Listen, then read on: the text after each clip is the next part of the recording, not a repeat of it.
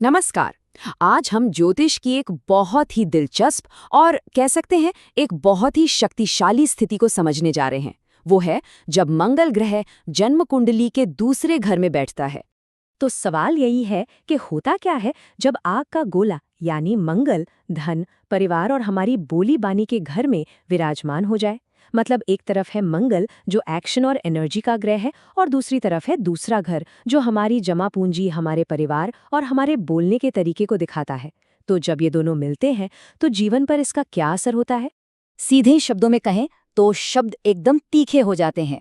पैसा कमाने में एक जबरदस्त तेजी आ जाती है और पारिवारिक मामलों में एक अलग ही तीव्रता, एक अलग ही गर्मा गर्मी आ जाती है।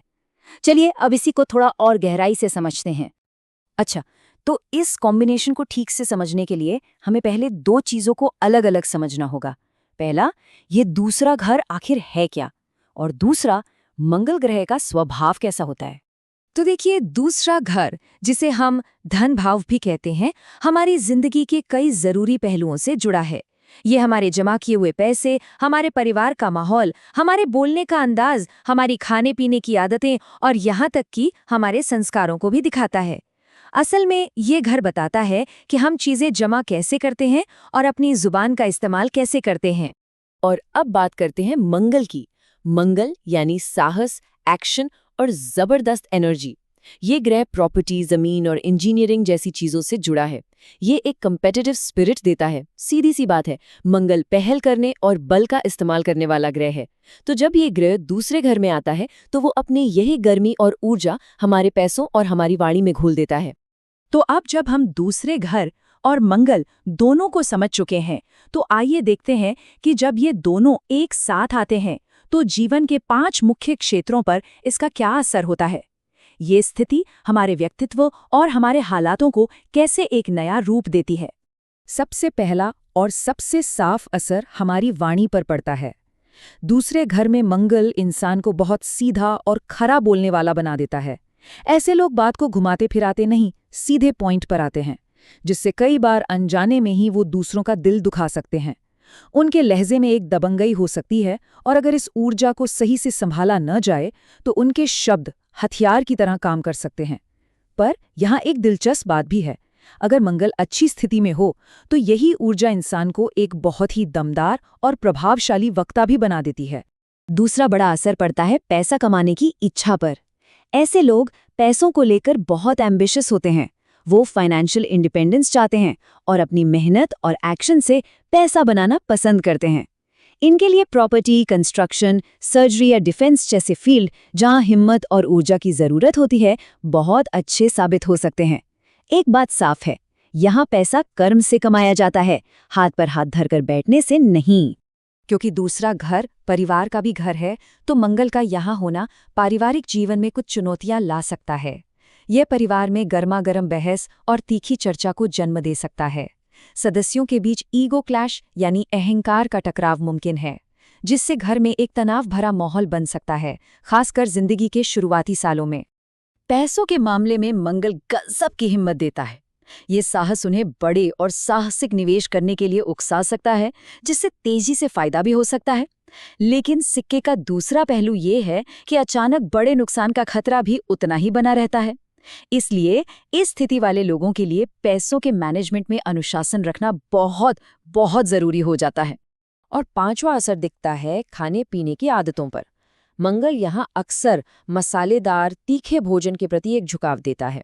खाने का कोई तय समय नहीं होता, पैटर्न अनियमित हो सकता है और इस वजह से पेट में जलन या एसिडिटी जैसी समस्याएं होने की संभावना भी बढ़ जाती है। तो अपनी डाइट का ध्यान रखना बेहद जरूरी है। चलिए अब थोड़ा और गहराई में उतरते हैं। देखिए, ज्योतिष में कोई भी चीज ब्लैक एंड व्हाइट नहीं होती। सिर्फ ये कह देना कि मंगल दूसरे घर में है, ये अधूरी बात है। हमें ये भी देखना होगा कि मंगल कितना बलवान है और उसकी दृष्टि यानी उसकी नज़र कुंडली के किन किन घरों पर पड़ रही है, क्योंकि इससे पूरा खेल बदल सकता है। तो दूसरे घर में बैठकर मंगल अपनी नज़र 3 और घरों पर डालता है। पहली नज़र पड़ती है 5वें घर पर, जो हमारी संतान और हमारी बुद्धि का घर है। दूसरी 8वें घर पर, जो अचानक होने वाली घटनाओं और हमारी आयु का घर है। और तीसरी नज़र जाती है 9वें घर पर, यानी हमारे भाग्य और पिता के घर पर। तो आप समझ सकते हैं एक जगह बैठकर मंगल हमारे जीवन के कितने जरूरी हिस्सों को प्रभावित कर रहा है, हमारे धर्म और भाग्य तक को। अब देखिए, मंगल की अपनी ताकत के हिसाब से नतीजों में कैसे जमीन आसमान का फर्क आ जाता है। अगर मंगल बलवान है, मतलब अपनी ही राशि में है या उच्च का है, तो यही मंगल आपको जमीन जायदाद से पैसा दिलवाएगा, परिवार में आपकी बात का वजन होगा और आप बिना डरे अपनी बात रखेंगे। लेकिन अगर यही मंगल कमजोर या किसी बुरे ग्रह से पीड़ित हो तो कहानी पूरी पलट जाती है। फिर यही मंगल कड़वी जुबान, परिवार में झगड़े, पैसों की तंगी और यहाँ तक कि प्रॉपर्टी को लेकर कोर्ट कचहरी के चक्कर भी लगवा सकता है।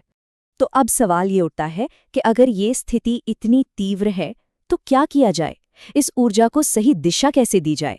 तो चलिए अब हम अपने आखिरी हिस्से में चलते हैं, जहां हम कुछ उपायों और कुछ जरूरी बातों पर गौर करेंगे।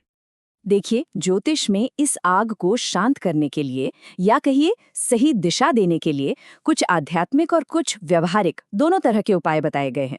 आध्यात्मिक तौर पर हनुमान चालीसा का रोज पाठ करना बहुत अच्छा माना जाता है।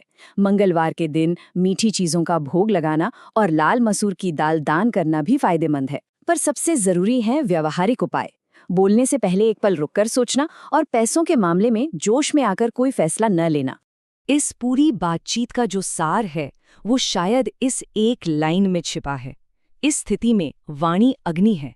यह रिश्तों को गर्मजोशी दे सकती है या उन्हें जला भी सकती है। ये हमें याद दिलाता है कि इस ऊर्जा का इस्तेमाल कैसे करना है, ये पूरी तरह हम पे निर्भर करता है। ये बात तो पक्की है कि दूसरे घर का मंगल आपको एक हिम्मत वाला इंसान बनाता है, जो पैसा कमाना जानता है, जो दमदार तरीके से बोल सकता है। लेकिन असली कामयाबी, असली सफलता तब मिलती है जब इस ताकत के साथ साथ संयम भी आ जाए। क्योंकि शक्ति होना एक बात है और उसे समझदारी से इस्तेमाल करना वही असली कला है।